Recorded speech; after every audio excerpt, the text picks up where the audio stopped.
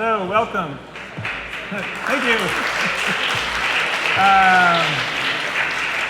My name is Matt Stinchcomb. I'm the board chair of the Schumacher Center for New Economics, and I want to thank you all for coming.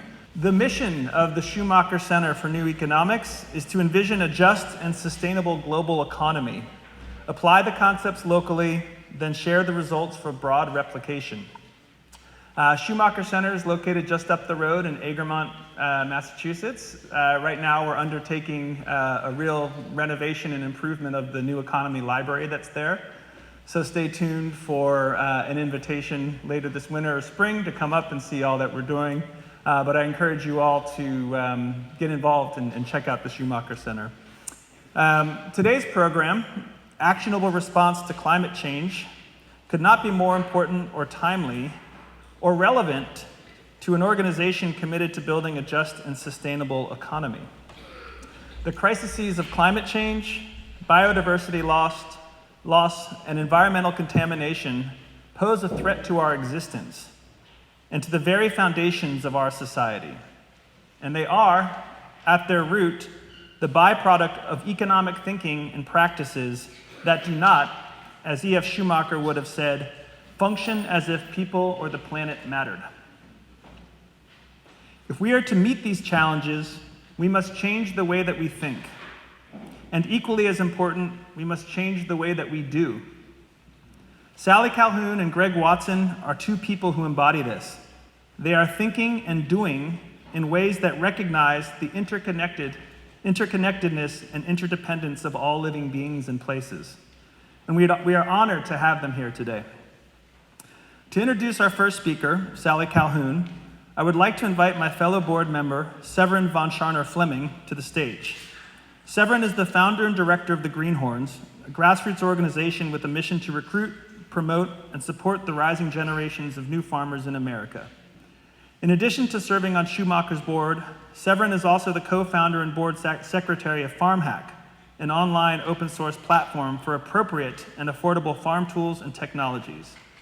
She also co-founded the Agrarian Trust, which is focused on land access for the next generations of farmers and permanent protection of affordable organic farmland. She mentioned to me today that I think is 7 new properties that the Agrarian Trust is bringing into the Commons. So with that, please help me welcome Severin. Thanks. Was it 7? Everyone, welcome to this beautiful space. It's my great honor and pleasure to welcome my favorite Jolly Rancher, Sallie Calhoun, who has been an incredible hero of women in this work of sustainable agriculture and has been, with her generosity and her kindness and her boldness, building a very, very loyal to one another lady mafia in the grasslands and regenerative ag space. Not just ladies, but really incredibly capable in this way of committing to people and committing to the big picture of land health.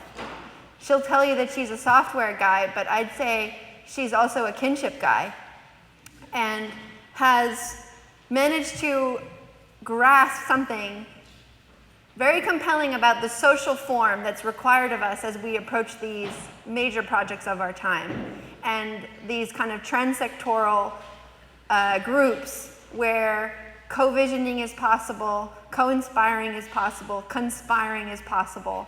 And she holds those conversations at her ranch that I'm sure she'll show you beautiful pictures of. So she has great taste in people and great taste in land, and provides those as facilities for important work that is to be done.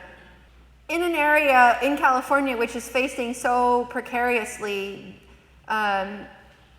its ecosystem challenges in terms of ag, in terms of tech, in terms of the earthquake, in terms of the fires, these conversations are really at the surface in everyday life. And the combinations of approaches that are required of us and that are bubbling there make it really interesting to see people who are in a position of terribly important privilege to be helpful and humble with that privilege. And I would say that this is something hugely inspiring in our time right now is there are really great power is asking the question, what shall we do? How shall we help? How do we accompany the change on the land? And who all needs to be on the team? And it feels like the only argument for the kind of wealth that's being built in software and in Silicon Valley right now is for that wealth to dissipate itself through land and through land restoration and through the performance of public duty and in public service to the restoration of our ecologies. So there are more and more of those people, but Sallie's one of the leaders that they look to, and I thank her so much for setting that example. So to radical gifting and generosity, we bring you Sallie.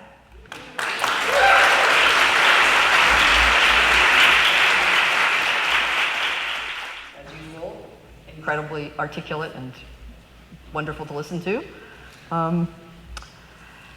Good afternoon. I want to thank Susan and the board of the Schumacher Center. I'm thrilled to be here and also a little intimidated. People have asked me over the last few months if I'm familiar with the Schumacher Lectures and if I've read any of them. It turns out I've read all of them. A little while ago, Susan sent me a small box, a little cardboard box, full of these gray pamphlets. I opened it up, what are these things? And it was the complete set of Schumacher Lectures, and every year she sends me the new ones, and I have read them all. So this is just a cautionary note. If you read too many Schumacher Lectures, you might end up here on an October afternoon giving your own lecture. So anyway, I'm thrilled to be here. And I'm basically just going to tell the story of how I went from being a little girl growing up in the South to working in the Silicon Valley, and now my second career in ranching, impact investing, climate activism, and as the founder of the No Regrets Initiative. Then I'll share a little bit about what that initiative looks like today, both on the ground and across the country, and a few brief thoughts about what happens next. Spoiler alert, there will be talk of magic at the end. So, basically, I was born in the 50s in Knoxville, Tennessee. Both my parents were Southerners. My dad was the only son who left the family farm. He left it to his brothers, but at the age of 60, he retired from engineering and went back to help run the farm for over 20 years. So a second career in agriculture is becoming a bit of a tradition in my family. I grew up gardening and hiking and visiting working farms on both sides of my family. The first Earth Day made a huge impression on me. I remember it vividly. And the other thing that made a big impression when I was a young girl was the space program. At the age of 10, I announced that I was going to be an engineer.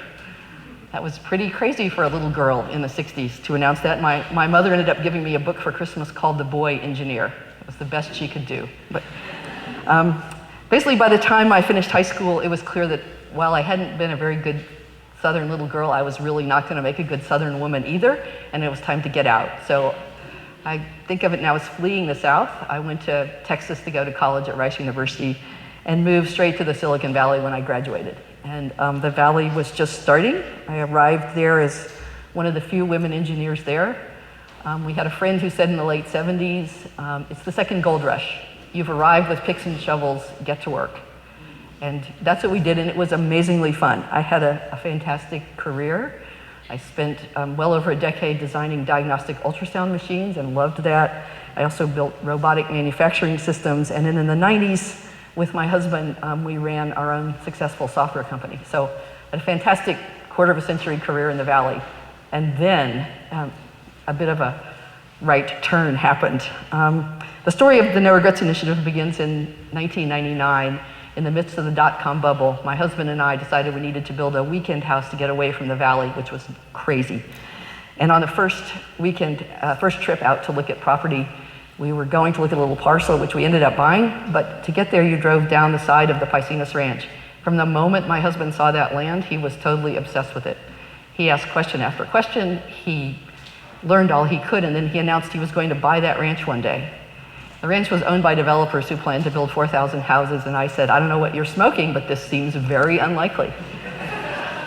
But he's always right so often it's infuriating. And a year and a half later, in the same month, we unexpectedly sold our software company, and the development project was squashed by the county. A month later, We made an offer, and 6 months later, we owned 7,600 acres in Central California, with absolutely no idea what to do with it and no plan. Kind of like, whoa, here we are. Let me show you a few pictures. I much prefer giving this talk there, where you can see it in person, but this is the view from what we call Gin Mountain, my husband's favorite spot, which is wonderful for watching the sunset. Some of our rangeland and cattle, just some pretty pictures to give you an idea of what it's like. And we have a headquarters area that dates from the 1860s. The thing I didn't realize is it only rains like 10 inches a year. Turns out that's kind of a big problem, but anyway, it's good not to know all the downsides going into an adventure. So from this point, there's sort of three threads that land me up standing on the stage. The first was that I was introduced to holistic management, the ideas of Alan Savory. We had a cattle tenant when we first arrived, and he had a branding. And after we got over the shock of the fact that people actually did this with horses and ropes and branding irons, we sat down for a barbecue, and a woman sat down across from me, introduced herself, and said, "There's a book you should read, because if I'd read this book, I'd still own this ranch, not you." And she and her husband had been forced to sell the ranch to developers because they couldn't figure out how to pay off the debt and the estate taxes. So I'm an avid reader. She sent me home to read Holistic Management by Alan Savory, which I did. It's a really fat book that's hard to read, but I got one idea out of it. I didn't understand much of it then, but my one idea was that maybe by changing the way we managed cattle on California grasslands, we could bring back California's native perennial grasses. And for some reason, I don't know why, I had been growing those grasses in my garden for 20 years and was obsessed with them. And so this was the little worm that went into my head. It's now eaten my brain, as you'll be able to tell by the end of this talk, but that was the beginning. I just set out to do perennial grass and became a rancher because I thought that was the only way to really see if it would work. And it was totally compelling me just to bring these grasses back. So as part of that, I got involved in the holistic management community, joined the board of Holistic Management International. And one of my first board meetings, the second issue came up, and there were people talking about this idea that you could sequester carbon from the atmosphere in a grassland. And I thought, wow, is that true? Does it really work like that? That's huge in an era of climate change. And so that's been a path that I've been on for well over a decade, trying to figure out how to do that. And then the third thread, which is the one I've resisted the most, those are both really fun things to learn about. The third one had to do with money. And back in 2004 or 2005, I met Don Schaefer, who was at Bali and at that time, and then moved to RSF Social Finance. And he was the first person who ever compelled me to think about what my money was doing in the world. We had sold our software company and just handed all the money to these very conventional financial advisors on Wall Street and gone on with our lives. And but Don just wouldn't let that lie. So over the years, he got me to attend a meeting called Play Big a couple of times and convinced me I needed to change this. So I thought, okay, I'll just go find financial advisors who are doing good things with money. This should be easy. And I talked to a number of them, and what I found is the first was that if you can suck the joy out of anything by putting hundreds of numbers in very small font in a spreadsheet. But the other thing I learned was that the only deals I had a chance of understanding were in the food and ag system. And one of two things happened when I asked questions about those deals. Either there were no answers because we were 4 or 5 steps removed from the people on the ground. They didn't know what was actually happening. Or there were answers and I thought, ooh, well that is impact of some sort, but I'm not sure that it's very good. So I'm like, well that's not gonna work either. And I refer to it as my cognitive dissonance period. There was this thing in my brain that just kept going bzz, bzz, bzz, because Don had convinced me I had to do something, but I had no idea how to proceed. And I was really reluctant to go all in on the money piece. I just wanted to hang out with farmers and ranchers, right? Not financial guys. So, I've sort of now realized by the end of 2013, my kids had gone off to college and my parents had passed away. And at that point in time, I guess I had some mental space to think about this busy in my brain. And I finally had this aha moment that if I invested my money in the food and agriculture system, it wouldn't be a distraction from the way I wanted to live my life. I could still hang out with farmers and ranchers and learn all the very same things. I would just be able to add that as a resource that I could bring to the conversation. That money doesn't need to be a separate silo in your life. It can actually be integrated in your life, and you can hopefully give up all the angst around it and use it in ways that are interesting. So in 2014, I was able to form an investment company, an LLC, called CNV Capital. The name is very meaningful to me. The Paicines Ranch was originally a Mexican land grant called Rancho Ciénaga de los Paicines. When I got there, I said, what's a ciénaga? People said it's a swamp. It turns out it's actually a very special kind of wetland. It's a place where you have a perennial spring and the water flows slowly across a valley bottom in a place with a year-round growing season. This doesn't happen many places, and what you get there is you get this amazing collection of endemic plants. So all this unique stuff happens in that setting. And so it's named Ciénaga Capital because that's how we think about money. The money needs to move slowly, it needs to sink in, and it needs to support and create amazing organizations and entities.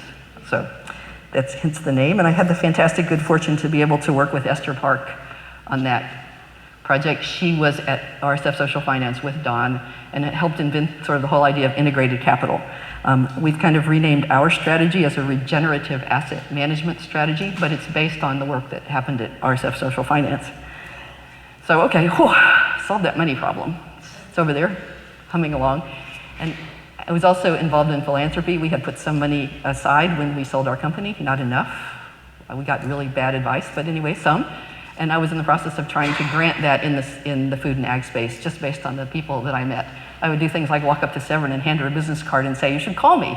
And so it's just, and I wasn't moving the money fast enough or in a meaningful enough way. So I started to think about that and realized that my thinking was driven by the tax code.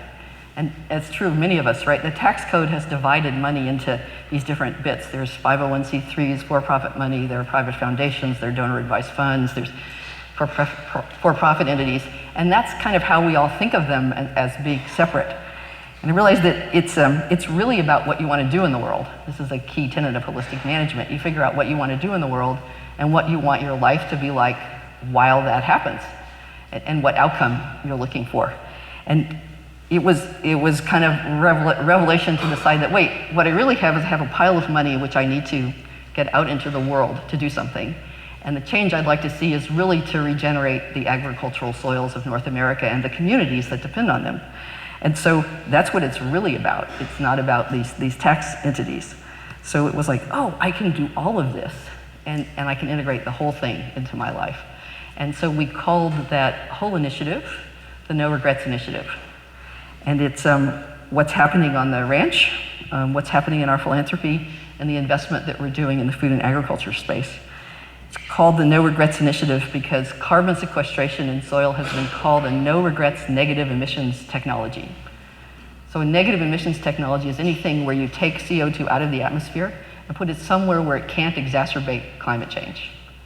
So negative emissions technology. It's called a no regrets negative emissions technology because the soils of the planet, particularly the agricultural soils, are so degraded that the UN estimates we have 57 years of topsoil left. And regenerating soil would be the most important work of the 21st century if there were no climate change. So every second and every dollar that we spend on this is absolutely worth doing for a whole bunch of different reasons. The other reason is because someday I hope my grandkids look at me and go, Grandma, didn't you live through this whole climate change thing? What'd you do? And I'll at least be able to say that I did everything I could think of. I have as few regrets as possible. I went all in. We picked 10 years because in 10 years I will turn 70, and there will have been 2 major climate change meetings. And what we hope is that rather than soil health being a little room off to the side like it was in Paris, that it is a center, that land-based solutions and soil health are in the center of that climate meeting. Not that we'll claim much responsibility, but that's kind of an indicator of the direction things are heading. We also decided to do a philanthropic spin down, because if not now, when, I think. So, and the last thing we've done most recently is to create our last tax entity, I hope. We've created a 501c3 called the Paicines Ranch Learning Center. And so these are the tax entities that are part of the No Regrets Initiative, but it all works together. So, all right. On to soil. So you may be thinking, okay, I get aligning your money with your mission and going all in on climate change, but why on earth soil? And I'm glad you asked that. So I'd like to talk a little bit about, give me a break here, it's going to be a little geeky, but hopefully it won't last too long. So probably in middle school or high school, you had some really boring science class where they explained to you how photosynthesis works. See in this picture, we have the sun, we have a green leaf, we have carbon dioxide, and we have water, and we use the energy of the sun to split that apart. Oxygen goes into the air, and the sugars are used to grow the plant. And that's all true as far as it goes. They probably didn't make a big point of the fact that all terrestrial life depends on this. This is where all of our food comes from, with some boring chemical process, and it's really like the most important thing that happens on the planet, if we all want to survive. And the other thing they didn't know at the time, at least when I had the boring lesson, was that about half of the sugars that are created are actually not used for the plant to grow at all. They actually leak out through the roots of the plant. We call them exudates. And for a long time, biologists thought that that was just wasted energy. They thought, well, plants do that for some strange reason. It turns out that it's an incredibly important reason. We now call it the liquid carbon pathway. And if you look along the roots of a plant, we call it the rhizosphere, but it's basically all this aggregated soil held together by an incredibly diverse world of microbes. And the microbes can't photosynthesize, so their energy actually comes from the sugars that the plant makes, and it's a giant economic exchange. The plants send sugars out into the soil, and the microbes give the plant what it needs, whether it's stuff like nitrogen or potassium to grow, or whether it's micronutrients or a very special thing to fend off the latest pest. All of that is part of this interchange. And the other thing that happens is there's a mycorrhizal fungi, which connects with almost all the plants in the world, and they can either wrap around the roots or they can actually go inside the roots. And the amazing thing about the mycorrhizal fungi is it connects all the plants in the ecosystem. So there can be 40 or more different species of plants connected into one fungal system, and information and resources get shared all across this, through this fungus. So, you know, we like to think about natural systems as being all about competition, this whole Darwin thing, but what we're really learning is that it's really about collaboration. You know, if you just have one plant by itself, it's going to have a really, really hard time surviving. It's about being part of a system, and the whole of the soil world is set up to support that system. So, based on what we're now learning about this, and this is really new knowledge, to be fair, and what we've learned is the principles of soil health based on that. And these are from the NRCS, the National Resource Conservation Service. These are totally uncontroversial, that the ground should be kept covered. We should keep green growing roots in the soil for as much of the growing season as we can. We should plant a diversity of plants, and we should minimize disturbance, which is things like tillage, fertilizers, and pesticides. And if possible, we should incorporate animals into the system. And everyone agrees now that these are the principles of soil health. And it's interesting though, if you think about our current system of industrial agriculture, if we set out to destroy soil health, we could not develop a better system than the one we have. It's as if we deliberately did it.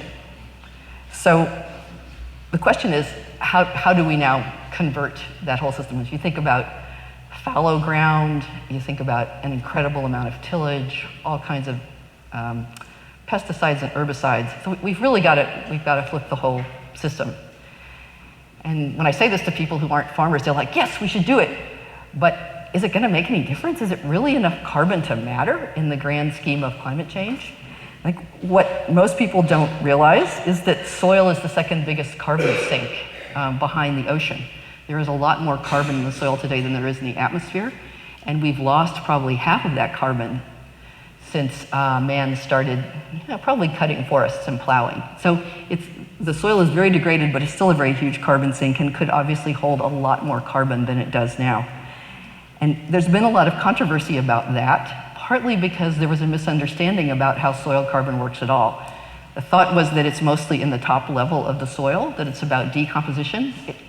And it turns out it's really about this liquid carbon pathway, which can sequester very stable carbon for hundreds of years at depths of 3, 4, 5, 6 feet, is what we're learning. So there's way more potential than people thought. There's still a lot of disagreement though. People say some kinds of soil will saturate with carbon and it will slow down sequestration of carbon. It's like, yes, that's true. And even if that were the case, say we can only buy ourselves 20 years of space with climate change. It's still be kind of important at this point in time. But the thing that gets lost too is that we can actually build topsoil.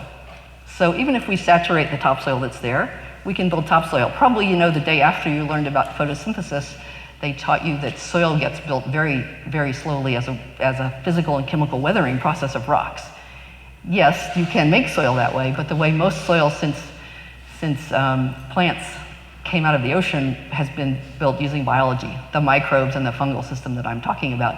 So there is no limit to the amount of topsoil that we can build. This is how the topsoil on the prairies got to be 30, 40, 50 feet deep. It was built by plants and photosynthesis in this process that I've just described. So there's huge potential, I think, to sequester carbon in ways that are meaningful. And you get a lot of other ecosystem co-benefits that increase resilience in the face of changing climate. You get better water infiltration, less flooding, resilience to drought, more production with many fewer toxic inputs, and more nutritious food. And there are millions of people around the world who are trying to figure out how to do this right now. And in a lot of cases, we know what to do, but we don't know how to pay for it. Farmers are trapped in a system, this financial system that Matt referred to, and it's really hard to figure out how to make this transition primarily because of money. So, all right. There's the problem. We just want to regenerate the agricultural soils of North America and make sure that the wealth accrues to the land stewards in rural America. We have our crazy complicated infrastructure that you saw with all the required tax entities. So what are we going to actually do? Well, the next step was, of course, people. So we have an amazing group of people from different perspectives, from a tax accountant to a nutrition educator to an innovative rancher. And when our team gets together, we usually talk about the root cause. That's a holistic management term. I mean, we don't want to treat symptoms, we want to treat the root cause. And we usually come down to, unfortunately, the root cause is culture change, or the root cause is disconnection between humans and natural systems. And only culture change probably can drive the creation of systems of beauty and complexity rather than the simplification that we see in agriculture today. You know, I set out to just grow grass. Drat. It's unfortunately not just about changing practices. It's not about a particular kind of grass or making some different kind of investment. It's really about changing paradigms. It's about changing this, transforming relationships.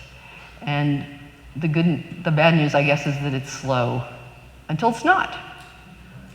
And we don't really know when it goes from being slow to being fast.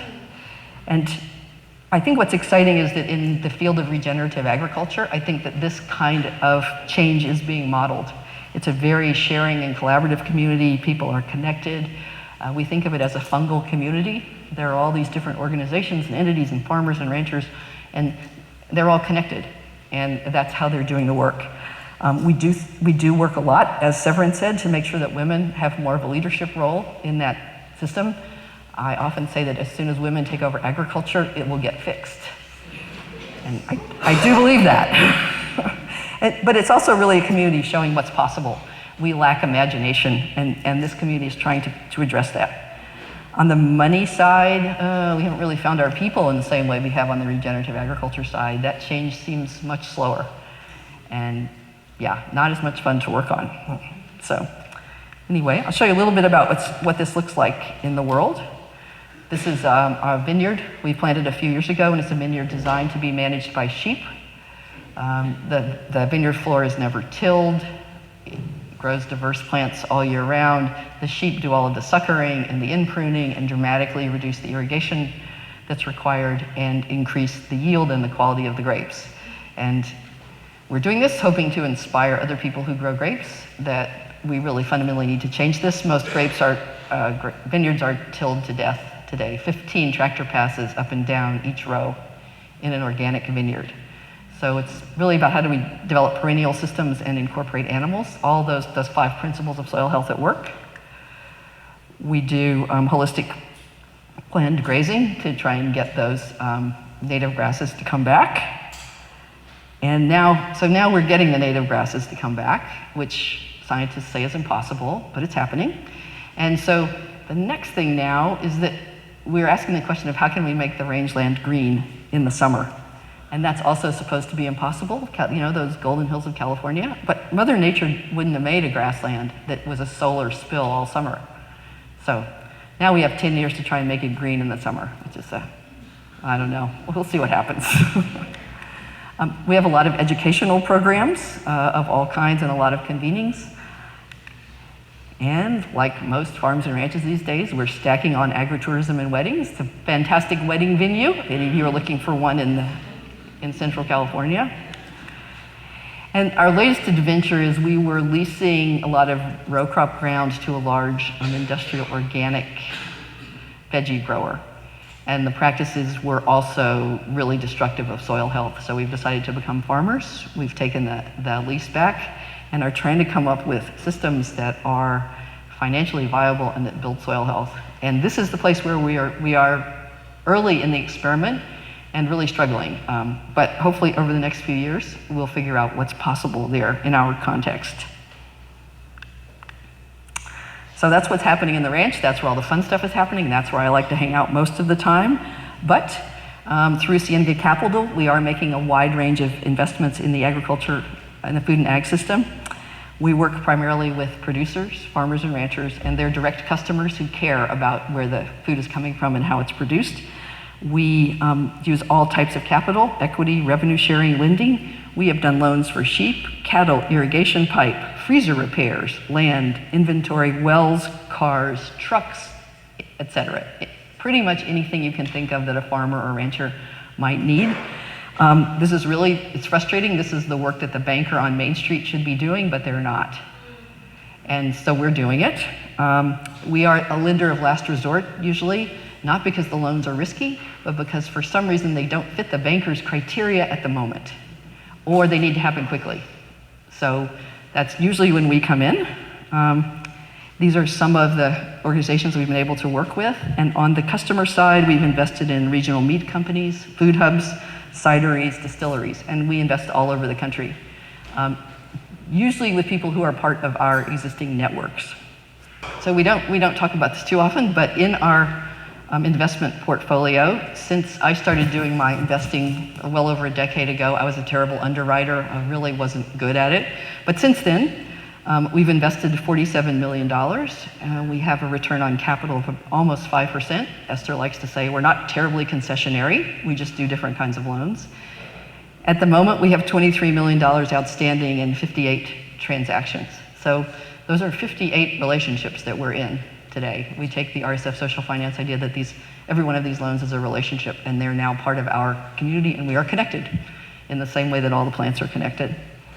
On the philanthropic side, we mostly do general operating grants with a few loan guarantees, basically to the support system of farmers and ranchers, the people who are supporting them in the fields of land access, research, conferences, training, policy, convening. We will do over 80 grants this year with a budget of just over $2 million. So you can see we do a lot of small grants. We have looked at doing fewer larger grants because that's a lot of relationships to hold in our team. So Avery, who works on our philanthropy, made this, we don't normally do this, but she made these very pretty pie charts and bar graphs. And she was trying to figure out how we might change our giving. And she realized that when she looked at the bar chart at the bottom, it reminded her of something. And what it reminded her of is this picture of roots that we use a lot. This is a healthy prairie. And when she overlaid it on this, so what we realized is that we are basically supporting all different kinds of organizations and entities, and some of them, they need different kinds of money, they need different amounts of money at different times, and we decided that in order to create this thriving, diverse ecosystem, that we needed to continue to make lots of different kinds of grants, and we're not changing our philosophy on that. I said, oh, thank goodness you didn't turn into a regular program officer. So, anyway, all right. And in our programming, we do a lot of work with women. Basically, in all the groups of people we work with, we emphasize women, and we work primarily with farmers and ranchers, investors and philanthropists, because we are all of those things. So we can not only speak from a position of experience, we can also learn from everybody who comes to learn from us, which is really fantastic. And we've done Women in Ranching, is basically getting together women in animal ag. That's spreading all over the West. We do learning journeys around regenerative agriculture. We've done Women in Soil, Women in regenerative agriculture. So a wide variety of programs which are really all about seeing differently, because we think once people see, they can't unsee, and about connecting people into this vibrant network of people trying to change the world. So once you come, hopefully, people will answer your email and you'll feel connected to our community. And what's fun about this is that every bit of our work informs every other bit. We're all out in the world all the time talking about our particular area and doing a lot of field building and also learning from people everywhere. And I'm having a fantastic time. I've never enjoyed myself so much in my whole life, and learning so much and getting to know all these amazing people. So I'm going to answer the three questions, the first three questions that I usually get asked when I give these talks. And the first one is, how do you measure your impact? Everyone wants to know this. And we tried to figure out a way to do this, but we gave up. To be honest, in the way that people want us to do it. And when I hear that question, I see faces, and I hear voices, and I think of stories. And it's very hard to measure the work that we're doing. It sounds like kind of a cop-out, but these are some of the criteria that we use before we make an investment. So when I think about impact, I think about these, and I think about beauty, complexity, connection, and community. I think about, did it bring more people and animals onto the land? We ask, is it awesome? Afterwards, we ask, what unexpected things happen, and how might we have seen that coming, though usually we couldn't have. So it's a bit of a dodge on impact, but I think in complex systems, reducing it to something that you can measure doesn't seem useful to us at all. The other one we get asked about is scale. How on earth can you scale your work, and how can the people you support scale? And we, as Esther says, I reject that framework. The way we think about that is nature's unimaginably huge and complex. It fills every niche with abundance and diversity. It doesn't scale. It scales principles, but doesn't scale implementations. So we look for appropriate scale and reject the idea that every idea or tactic or organization has to scale in size. I think our colleague Deborah, who's here, talks about scaling across rather than scaling up. We don't use replicability as a criterion, and in fact, if you pitch us that way, we'll often say no. We think it's often not appropriate. I don't want to invest in a food hub that's going to scale and take over the world, the whole country. And the last question people ask us is about return. What is your return? I shared with you our financial return on returned capital. We don't have a goal for financial return, and we always point out that there are lots of types of return, not just financial return. And we try to look very broadly at that. If you think of the last 40 or 50 years, financial return has skyrocketed, while social and ecological returns have arguably gone negative. And we don't believe that we can get market rate returns digging out of the ecological pit that market rate returns have forced us to dig, at least in food and agriculture. And we think we need to actively consider the possibility of negative financial returns if the social and ecological returns are significantly high. And besides, nobody's making money in food and ag anyway. So everybody always asks us, well, how can you make money doing that?